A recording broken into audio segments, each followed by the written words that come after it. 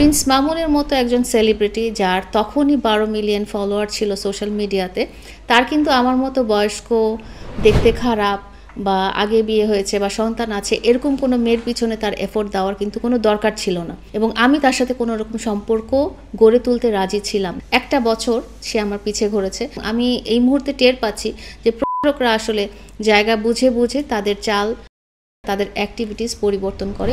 সে বারবার তার সুন্দর চেহারা, তার কম বয়স, তার প্রতিবন্ধী ভাই বোন, সে তার পরিবারের একমাত্র উপার্জনক্ষম ব্যক্তি, এসব বলে সে কিন্তু বারবার মুচলেকা দিয়ে বের হয়ে যায়, এবং বারবার সে একই অপরাধ, মারপিট থেকে শুরু করে, সে ব্যক্তিগতভাবে মারপিট থেকে শুরু করে, সে মাদক, সে নারী কেলেঙ্কারি, সে নাইট ক্লাব জাতীয় জিনিস বা বিদেশে নারী পাচারকারী, টিকটকের আড়ালে এইসব জিনিস সে করে আসতো এবং তার গ্রুপ করে আসতো।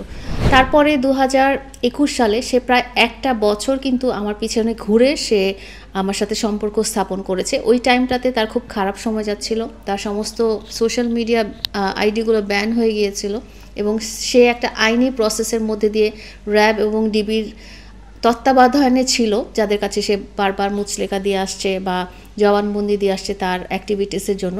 তো ওই টাইমে তার খুব বড় একটা লিফটের দরকার ছিল, এবং সে আমাকে আমার ডিভোর্সের কারণে আমি যে মানসিক খারাপ অবস্থানের মধ্যে ছিলাম এবং আমার অসুস্থ সন্তানদেরকে দিয়ে মানসিক একটা চাপের মধ্যে দিয়ে বা একাকিত্বের মধ্যে দিয়ে যাচ্ছিলাম, সেই টাইমে সে এবং তার পরিবার কিন্তু আমাকে টার্গেট করে, এবং সে আপনাদেরকেও বলেছে যে ৬ মাস সে আমাকে দেখেনি।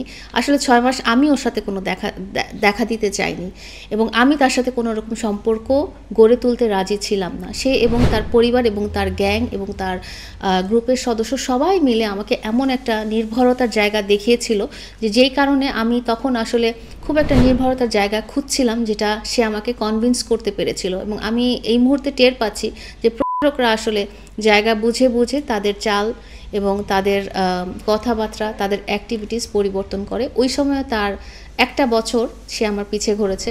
প্রিন্স মামুনের মতো একজন সেলিব্রিটি যার তখনই ১২ মিলিয়ন ফলোয়ার ছিল সোশ্যাল মিডিয়াতে, তার কিন্তু আমার মতো বয়স্ক, দেখতে খারাপ বা আগে বিয়ে হয়েছে বা সন্তান আছে এরকম কোনো মেয়ের পিছনে তার এফোর্ট দেওয়ার কিন্তু কোনো দরকার ছিল না। তার অনেক মেয়ে ছিল, বাট সে আমাকে টার্গেট করেছিল বিকজ সে একটা সোশ্যাল একটা অবস্থানে উঠে আসতে চায় এবং শক্ত একটা খুঁটি যাতে পায়, সেই জন্যই সে কিন্তু আমাকে টার্গেট করেছিল।